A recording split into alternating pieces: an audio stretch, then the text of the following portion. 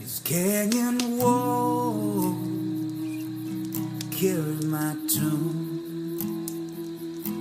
The only one to hear my song are the coyotes and the wolves. But if I drink enough of this flask, I can hear them sing your song too.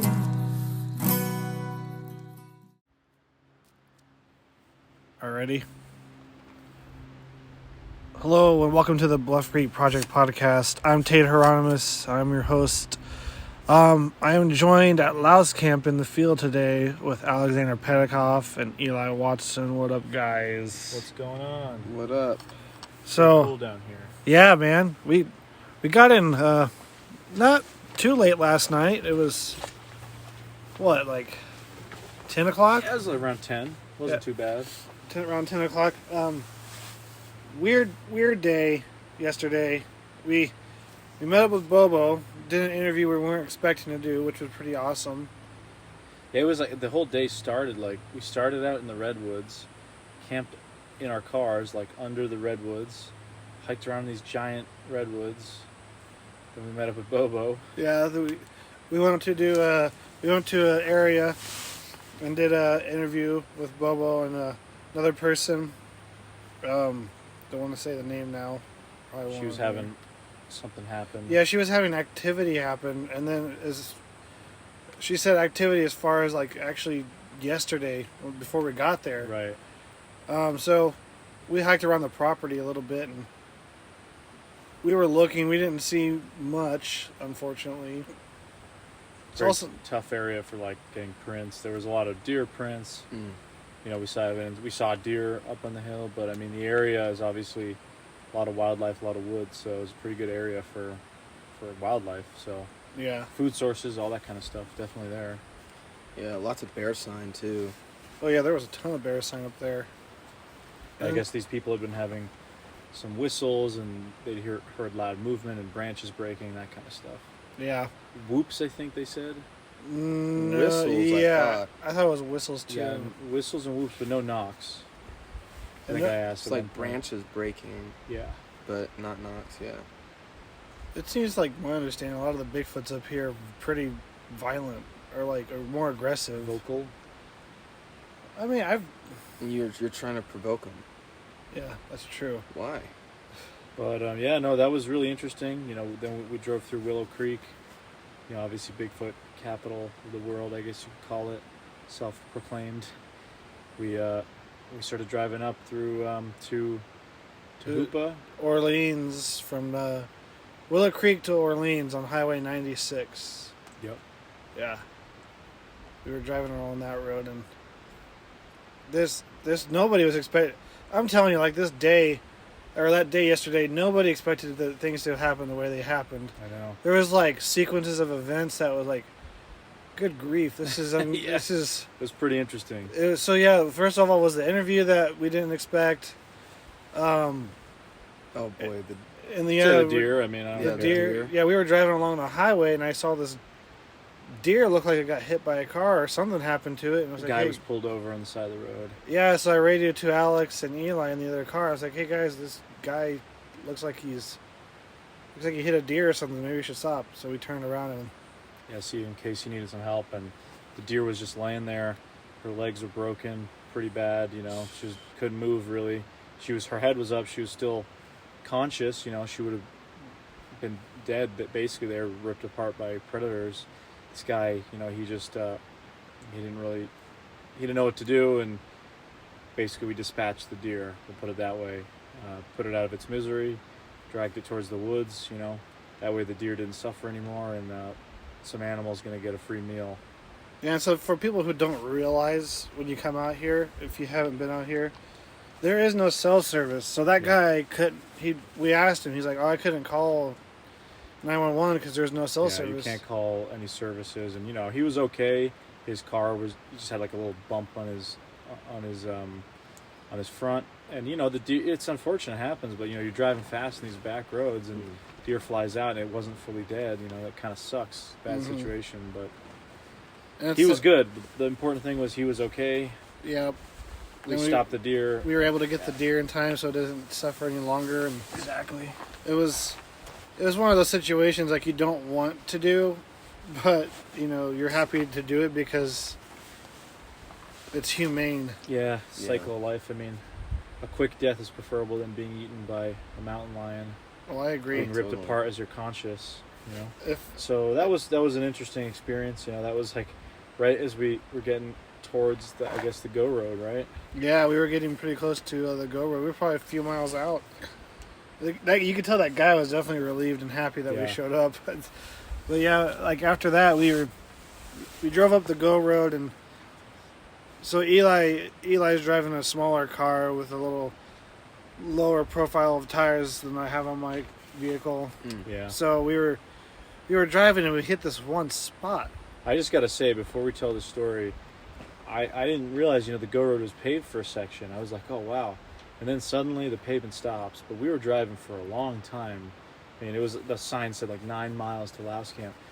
And I was like, we're seeing the mountains up the side of them, like driving right on the ridge. And I was pretty shocked. I was like, I'd heard this place was remote, but I didn't think it was that far in. And I was like, wow, this is amazing. This is like really deep in Bigfoot country. Oh yeah. And then we come across this spot. Yeah, we were. There was some rock slides that have occurred over here in certain parts of the road. So I was making it, so I just saw some rocks. I thought I could throw it out of the way, so they could get over it pretty easy. And so we hit this one spot. We all get out of the car, and like I'm throwing rocks down the hill, and you guys come over here, and then you're like a few seconds in, you're like. You said something. So when I got out of the car, so the ridge was like right above us, right? That's where the rocks came down from, and we were throwing rocks down on the other side, and you could hear the rocks going down, like hitting the water, like they were falling a long ways. But as soon as I got out of the car, I thought I heard movement on the top of the ridge right there, like right above us on the hill. I didn't say anything that first time, but then as we started throwing rocks, I thought that I heard some kind of like some kind of weird noise. I don't want to say vocal, but like something that was kind of like strange coming from up on the hill. And we have the video of it, and I say it, and I'm like looking at the video. And then we're just continuing throwing these big rocks out of the way so we don't mess up our tires, when I start hearing little rocks coming off the ridge. And then I start seeing like, soccer ball sized rocks coming down, tumbling down. I had one fly almost right at me. I had to get out of the way. It would have hit me in the leg. We start screaming and cussing, get out of the way. Yeah. You guys ran the other way. I ran back. You guys ran towards the cars, so we kind of split that way. And I thought for sure your car was going to get hit by rocks, Tate. I thought we were going to have a broken window or something. And they kept tumbling down, and that was it. And then you thought you saw something, right? Yeah, it was like before you said anything, I thought I saw eye shine. I didn't think anything of it. Maybe I thought, maybe it's like one of those fireflies, if they even have them here, or something that made like a weird shine. And so it's when you said something, and then that happened, I was like, dude, okay, that was definitely eye shine. And it was like, what was weird about the rocks was they fell perfectly like where we were standing, because we were standing in front of your car. Your car had the headlights on. We were standing maybe a few feet in front of it. And it didn't go towards the car. It was that one little area. And if you look, right where we were standing. And when you look up at where they came from, that was like, there's trees up on the ridge, but that was the one spot where there was a little clearing. Where like if you were standing up there, you would probably be able to see exactly where we were. So that was what was so weird. And we stuck around the area, and we heard movement on the other side too. Yeah, we were throwing down. I did a whoop, and then something ran up the creek. There was something running towards down the creek. So there was movement down there for sure. But, because we were throwing rocks down there, and we knew it wasn't one of our rocks because that was after we had stopped throwing them for a while. And it was just weird. It was like, I suppose in an area like that, rock slides happen all the time. But the timing was strange. Yeah. Like, I don't know. Yeah. I'm not saying anything of it, but it was odd. It didn't. If I had to guess, most likely it was probably a bear. Something like a creature maybe looking at us from the ridge and happened to slide some rocks down. I don't know. Otherwise, my only other guess would be if it's not something up there, that the rocks perfectly came loose at that moment and like came down in our area. That's always the That's the only two possibilities, I suppose, at least in my mind. but it's like crazy, man. It's not expecting it, and just No.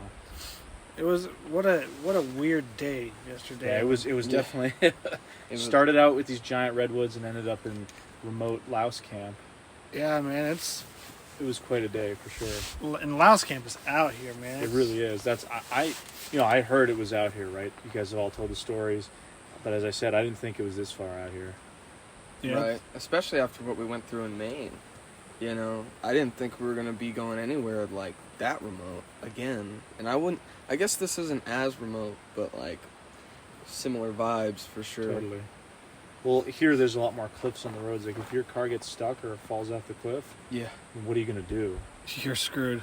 Unless you have a sat phone or GPS locator, you're spending some time out here. Yeah. And there's so much space for stuff to hide. I mean, you got the creek here.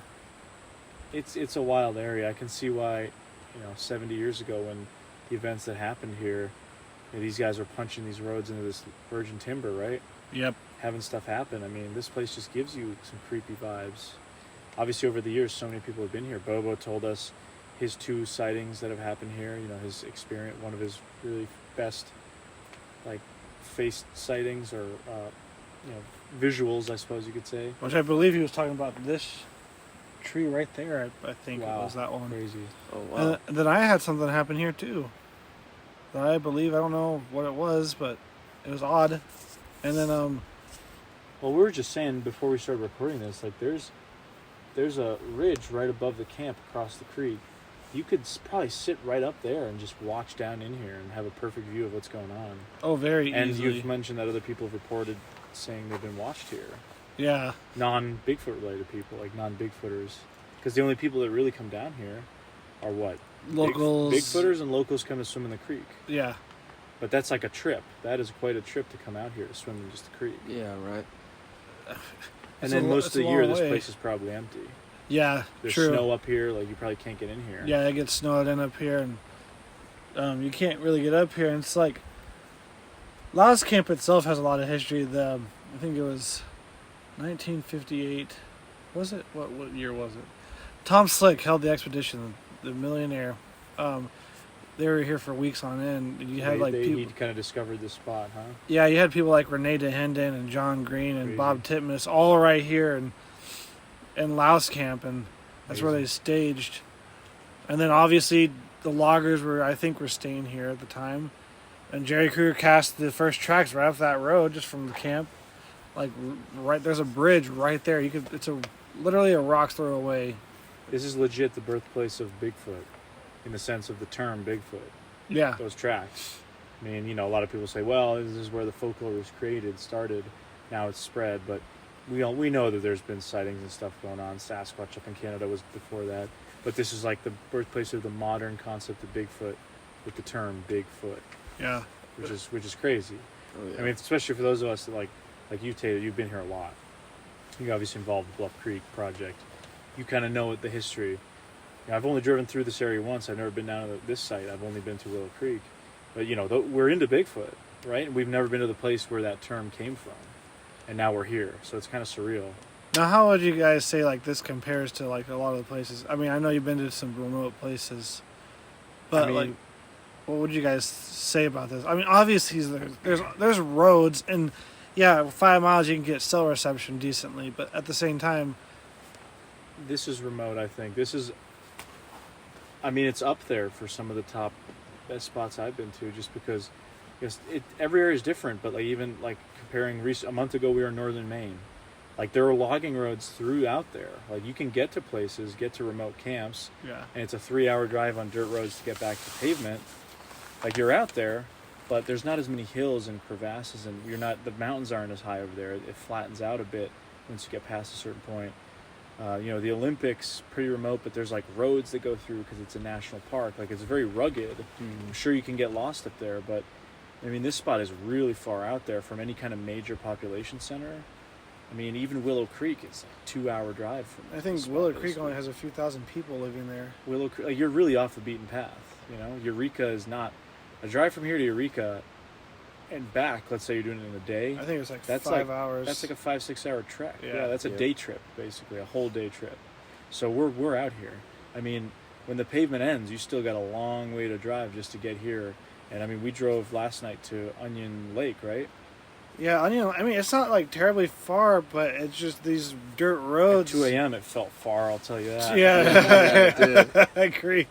We were dozing off. We went out to a couple of spots last night, and it's like we left at 2 a.m. We're already tired from driving all day, and we're worn out. But nothing happened, unfortunately. But it was so quiet though. One thing that kind of struck me was when we stopped on that road up to Onion Lake, like overlooking basically the valley that Louse camp is in, and you could see the echoes, the silhouettes of the mountains, star cover. We stood up there, we did some knocks and whoops, but you could see the whole valley, and it was so quiet. The only sound you could hear was a little bit of the creek. Yeah. That was it, and it was kind of like, wow, this place is right in front of you. This is remote. Like, you don't see any lights. You don't see any camps. There's literally nothing out here. We are the only human beings out here right now. Yeah, and then we went to another camp spot, that Onion Lake, and nobody there. Nobody there. That just shows you how remote this place is. Like, not a lot of people really come out here. Only, like I said, it's only Bigfooter people that I've seen, or locals who want to come swim in their creek or just get away for a day. Yeah, the hunting season, I mean, I'm sure it's probably more people, but again, this area is off the beaten path. Something that struck me years ago when I was, like the route we came yesterday, we started out in the Humboldt Redwood State Park up to Eureka. That's a pretty popular spot because, I mean, the redwoods are only found in that part of California. It's a beautiful place, one of the most special in the world, because you have this stretch where there's a lot of tourism, a lot of people coming through, San Francisco, all this stuff, down from Oregon. That's where people go. So that's like when you're in the parks, you have a high chance of running into people. But once you start heading out to Willow Creek, like, there's not really a big motivation for people to come out this way. Maybe they'll come by to Willow Creek to see some of the Bigfoot stuff, but nothing compared to some of the other ones. And what struck me a few years ago was like the Hoopa tribe. As you're driving through their area, you can see it's kind of like, even Willow Creek, it looks a little downtrodden, right? It has that off the beaten path feeling. And I contrast that to when I was up in Klamath by the Yurok tribe. They have this brand new casino with a huge Holiday Inn. All their facilities look super nice and new because they get so many more millions of dollars of tourist revenue from people coming in because they're situated between two of the most popular redwood parks in the world. So, like, they're geographically at the mouth of Klamath River, just in a better place, whereas out here, it's just remote. I mean, there's really, unless you got a reason to be out here, you're probably not just going to be kind of driving through here for fun. No, and I think that's exactly what you told me a while ago. You're like,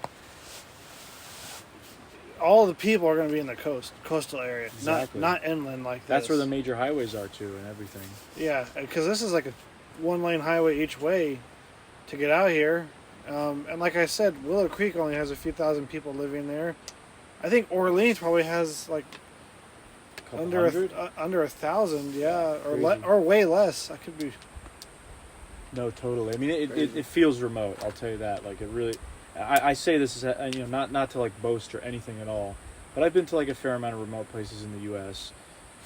They all have their own different kind of charm, whether it's Fouke, Arkansas, or Ocala National Forest in Florida, or the Olympics, all these different places. They all have a different feeling, but this one, I think, because it's steeped in that mystique of the Bluff Creek, the PGF film, Jerry Crew. Like, it has that history that I think it feels special to me, at least. It's not better than any of those other places, but it stands alone. I think it has more history. It stands alone, yeah. I feel like this is like a lot. I can't talk. Popeye over here. It's like a Goliath of.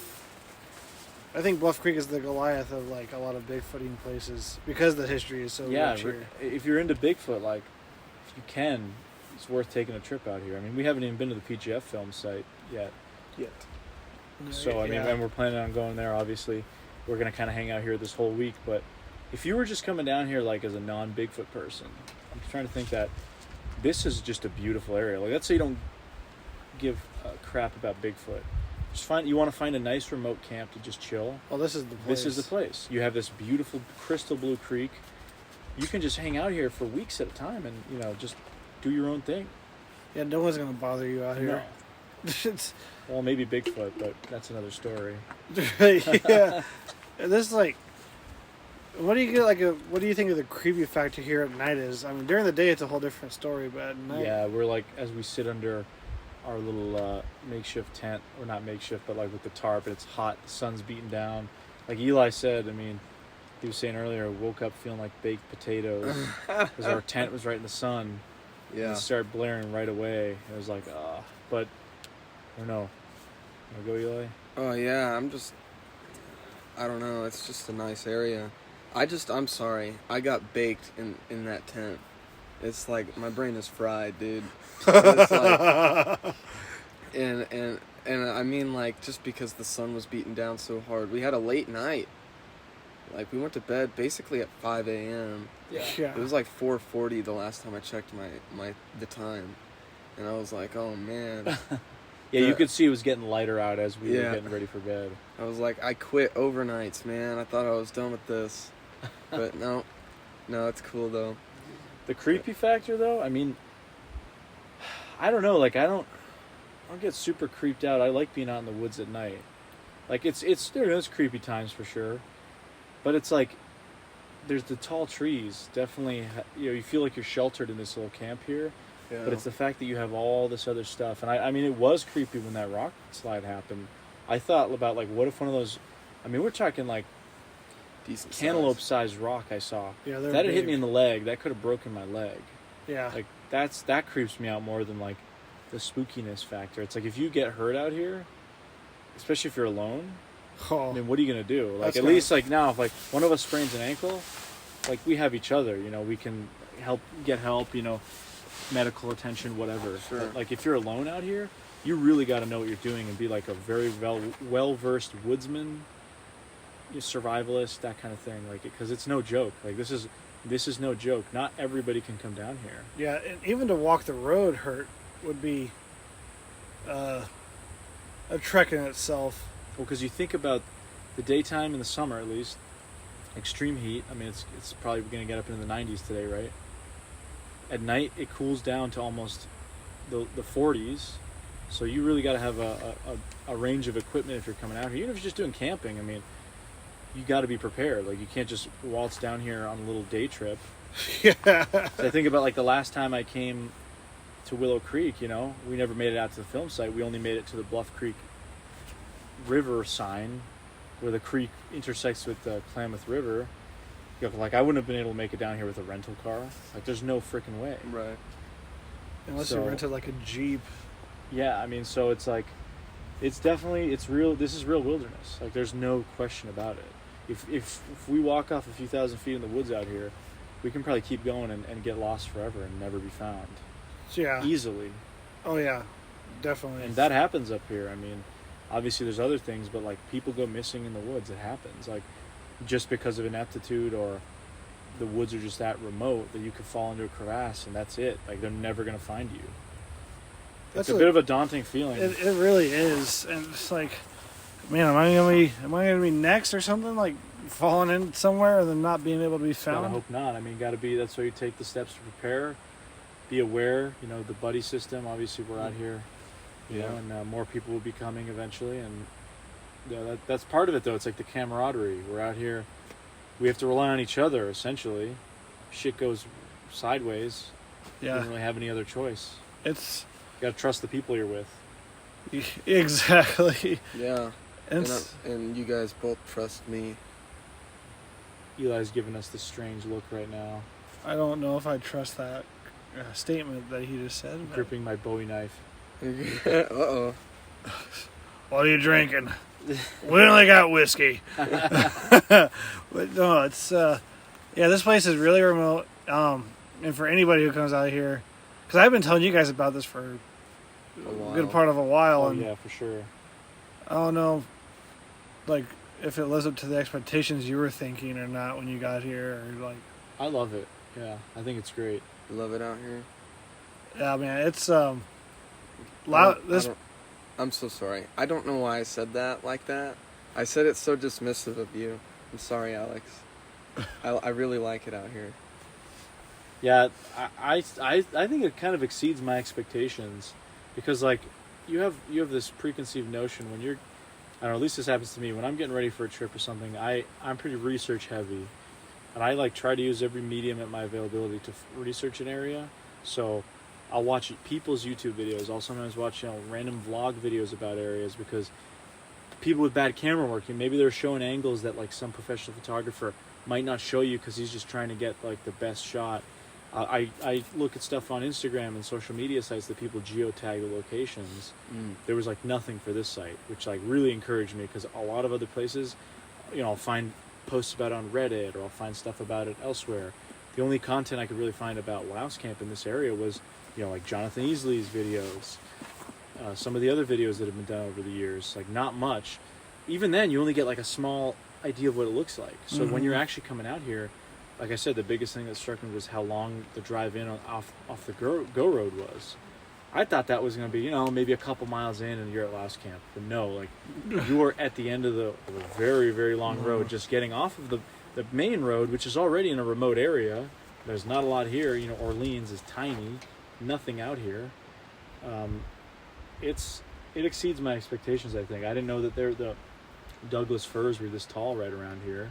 Oh yeah, they're huge. The creek is beautiful. I mean, that's probably the thing I had the biggest visual idea of, was what the creek looked like, because a lot of the videos people film that and they film themselves jumping in. But aside from that, I didn't know what the layout was going to be like or what it really looked like, and it definitely exceeds my expectations. That cliff where we had the rock incident, crazy. I mean, you could have a rock slide there that takes the whole road out. Then what do? You're stuck down here, basically. You have to drive up to Onion Lake Road. Unless that one gets the rock slide and you're stuck there. That too. That could happen in both spots. Like, this is really an area where, like, you could be hiking out very soon. If things go sideways, yeah, you are on your own. You got to know what you're doing, basically.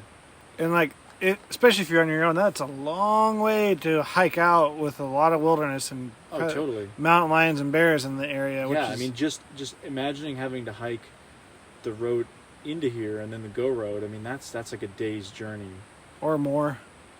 You'd have to take a lot of breaks. I mean, that's the thing that I guess, like I said, why it exceeds my expectations as well is, this place has been talked about for years by Bigfooters. A lot of the people that we know in our circles have come out here. You've talked about a lot. And I'm like, yeah, no, people go out here all the time. Like, maybe it's tapped out. Maybe it's like there's just so many people going in there. But no, it's like, it's truly remote. It's not just a place where a lot of people go that are in the Bigfooting world. Like, it really is still an untamed wilderness out here. This little strip of road that we came in on, the bridge maybe, the go road, this camp, that's it.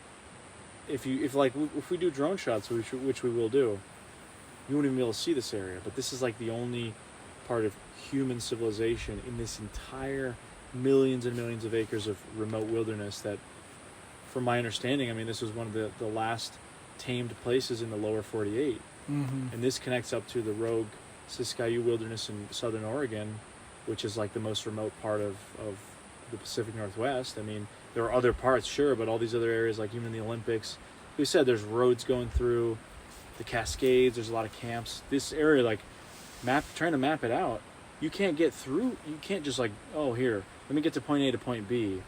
There's literally no road. You have to drive south or north to get places. So it adds 2 hours onto your trip. I mean, because I was talking to Ken Gearhart. They're up here doing the Trinity Alps Giant Salamander Expedition, Trinity Alps, which are over towards like the Marble Mountain Wilderness in that area. It's like a 2.5 hour drive. Yeah, and it's like, if you look at it, it's not that far geographically, but you have to drive around the mountains on the only existing roads. So it's like, wow, it really gives you a sense of the scale of this place. Yeah, it takes like a good arm and a leg to drive somewhere here. Easy. But that, it's, regardless of it, it's still a beautiful country, and you always hope to drive around and have one cross the road in front of you like a Bigfoot. So many stories like that. That's the most common type of sighting anywhere, road crossing. But it's like, I think that rugged nature here, I think it adds to the mystique. Like, that's why it's so cool to be out here, because it's like, that it is rural, it is remote. Like, a lot of people, I don't say this in a boastful or bragging way, like, a lot of people cannot or won't ever make it out to a spot like this. A lot of people physically can't. I feel bad, but like, this is not the kind of place where you want to mess around. You know, this is not the kind of place you want to bring like a small family with children. You could. You don't want to bring your 87-year-old grandma, your Probably not. nieces and nephews out here to have a picnic. Maybe that sounded kind of weird the way I said that. I don't mean like in the sense that people can't make it out here, but a lot of people simply wouldn't be willing to.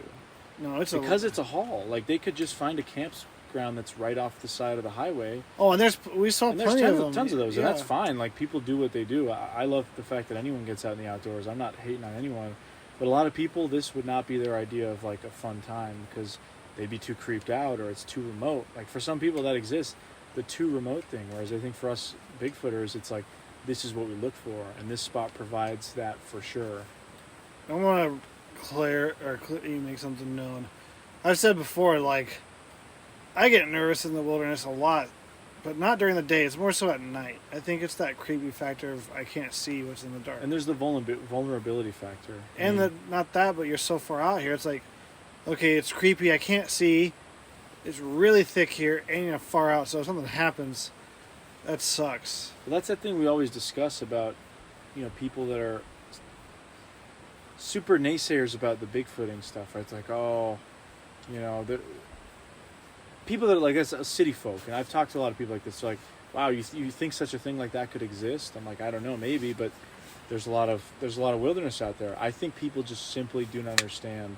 If they live in urban areas their whole lives, I've never been. They don't go to like the real wilderness. I'm not talking some state park that's just right outside of town where every weekend it's packed with people and there's trails and it's all groomed and nice and like you get deer and bear walking through that are pretty tame because they're used to people.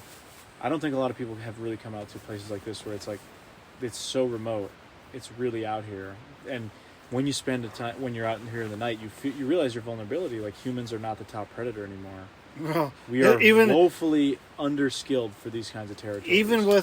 Even if you're armed to the teeth, you're still ill prepared. Doesn't matter at all. Yeah. Nightlife amongst different animals out here. It's. Oh, go ahead. I was going to ask you a question. Oh yeah, go for it. Was Louse Camp a campground when Patterson and Gimlin came through here? Yeah, but I don't. We're pretty sure. I mean, they've probably stayed here before. But the day when they left to go up to the film site, we drove right by the bridge where they based camp. Was that bridge there? 12 and 13. I don't know if it was. Because the bridge was that. We'll have to. Was that built later? Like, or was that Jerry Cruz and them? They built all that stuff. Because the first people that really came through this area, as far as we know, well, there's a lot of old logging roads. Like, there's an old logging road down by the creek right there that used to be there. So, like, the only people really coming in here, 70 years ago would have been loggers, right? Before that, nobody was coming through here. I mean, maybe you had travelers or Native Americans, but nobody was really coming back here, right? It was virgin land. That's where they said they were punching roads in a virgin territory, right? Yeah, this place is pretty new. So, like, 70 years, in the grand scheme of things, that's a very short amount of time. Yeah. And that's like one lifetime, basically.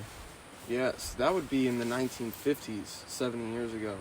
Exactly. And then Patterson and Gimlin came through in the late 60s, so that was like maybe 10 years Well, after. Patterson's been here in 58. Sure. They came through, but like in 67 when they were out here, I'm sure it was probably just as wild as it was in the late 50s, right? Yeah, that's exactly what I'm saying. Or more.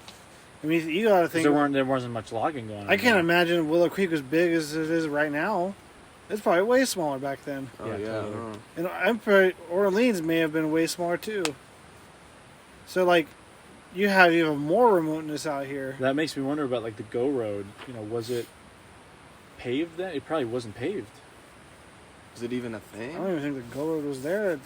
Right. So, I mean, there's that, too. So, it's like, this area has gotten... Sure, it's gotten a little more accessible, but it's like a remote accessibility. It's still not, like some place where you can just drive right into a national park and you can drive up to the most prominent feature in the park because it's paved. Because anyone of any skill set can go see that. Right. Like we were just talking about my Corolla. It made it down here, but it was questionable. It was definitely tough. We had to take it slow. That's why we ended up clearing all those rocks in that rock slide area and had that thing happen. I don't know the exact history of the Go Road. I mean, I know a little bit, but I think it was a Forester. Who was it? They're building, Yeah, it had to be somebody. The road constructor. I can't talk. People who build roads. It was supposed to connect from Orleans to like the coast. I can't remember what part on the coast. But could you imagine if they made that road? Oh, this place would definitely get more traction, more people coming through. Which would be, I mean, I kind of like it that it's not that way. Yeah, same. And it wouldn't be as remote anymore. Well, what's the story? That the Hoopa and the Yurok tribes didn't want that? Yeah, because it was going right through native territory. Right. And they were like, put a stop to that. I'm glad that happened, honestly. Yeah, Because you see, like, the only roads into here are, you got to take the road from Eureka to Willow Creek. There's this other road from Orleans or Wypec, whoever it is, takes you to the Redwoods. But even that, like, we're going to be driving that on over the weekend as we head up to Oregon. That's, like, pretty remote, like that from what it looks like on the maps. It takes you a while to get from Orleans to the coast, and it, like, kind of skirts through the tribal areas, you know, the Hoopa and the Yurok areas, which kind of like are right next to each other. Yeah, I was like, could you like imagine if that road was actually built? Yeah, there would definitely be more traction here. It would not be as remote, because the Go Road from here is probably 9 miles. Right. And you could tell when we were driving it, it's definitely built for 2 lanes and 3 lanes at one point. Yeah, it would. You'd be getting so much traffic up here. There's a lot of places that wouldn't be remote campsites anymore. And I promise you, at that point, you probably have to pay to camp in here. Probably. Yeah, it'd probably be a much bigger campsite. That's just the thing. You know, it's like, if you're coming from south, from other parts of California, you're either coming through from Redding, going to Weaverville, up into Willow Creek, or if you're taking the coastal route like we did, you're going to Eureka, Arcata, and then hooking right into Willow Creek. If you're coming from north, you're coming either through Happy Camp, or you're still driving down through the Redwoods to Eureka and then going out to Willow Creek, and then to go back up. So, like, it's like not convenient to get here, you know what I mean? No. Even a trip to Happy Camp or Willow Creek is like a 2-3 hour round trip, 2-4 hour round trip to either of those communities. Those are like the closest places to here, but are they really close? I mean, would you consider Willow Creek close to here? No. But that's the closest town to here, right? So, like, in my mind, before I ever came out to this area, I thought like Bluff Creek was right near Willow Creek, and I think that's the misconception people get, is that, oh, it's like right out of town. Right. It's not even close. No, I mean it's like a 50-minute drive from Willow Creek to Orleans. But that's the thing, is like there's just nothing out here. So that town is the Bigfoot capital, even though it's not really close to here. I mean, sure, there's lots of other history, like all the people involved in the saga were at Willow Creek at some point. You know, Al Hodgson was there. Lots of characters that are involved in this Bluff Creek kind of experience are in Willow Creek, in that area, based out of Willow Creek, whatever. So I don't know. It's just it's a really like romanticized story, I guess you could call it. I don't know how else to describe it. I agree 100%. It's got a mystique. It's got the intrigue factor, and around all of it is Bigfoot. Yeah. So I don't know. I love it here. I think it's great. I'm so excited that we're spending, you know, like better part of a week out here. Yeah, dude, this definitely worth camping out here. I feel like the activity here has died down though, just because there's so many people that, even though it's remote, a lot of Bigfooters come out here a lot. Yeah. I feel like it gets blown out, and so they're used to our tactics. Maybe that probably. I would imagine so. I mean, imagine people always at the same time of year, a few months in the summer and into the fall, come out here doing the same type of stuff. Probably gets pretty old. You know, maybe like 10, 15 years ago, it wasn't that way, but I don't know. I mean, I guess we'll see. But either way, we're the only people out here for a few days until other people start showing up. So hopefully we can try some new stuff and not just do the cliched knocks and whoops. Not that there's anything wrong with that, but step it up a notch and let's try some new stuff. Yeah, I brought a bass and bass amp. Probably play some loud bass over that ridge. We were out the other night, and we got pheromone chips. Yeah, because who are we fooling? I don't know if I mean, I'm sure pheromone chips have probably been tried here at some point. I don't know by who, but worth a try. Probably Bobo or something. Uh-oh. So we got being attacked by the sun. attacked by the sun. Yeah. Most people listening to this on their phones in comfort We're sweating here for you guys. We're sweating our nuts off and Whoa. trying to kill bees and. I'll take this opportunity to No fogging. It's gross. You It's don't fine. like it? There's nothing new bugs. It's fine. You don't want me to fog it? No, I don't. You don't like it? It's a little gross with the smell. It's fine. If you really feel like it's necessary, do it. But Felt like it worked, but Yeah, but this I like being out here. It's beautiful. it's chill. I mean, obviously it's hot right now in the heat, but we got Notice Creek out here. Everything. Yeah, that creek is refreshing at night. Sorry about all the wrinkling. We're just moving stuff around people, but this place definitely provides. It's a special place. I mean, a lot of people told me that when I said that I was coming into here. Jonathan, a bunch of folks that I spoke to, two Jonathans actually, Jonathan Easley and Jonathan Wilk. They both, talking to him, and they're like, oh yeah, that place is truly, there's a special vibe to it. Like be careful, stay vigilant, because as we've discussed, it's no joke. It's a serious wilderness. So, As last night proved to be. Yeah. Like I said, I mean, back to that rock slide story, I was sure you were going to get hit, your car was going to get hit by one of those rocks.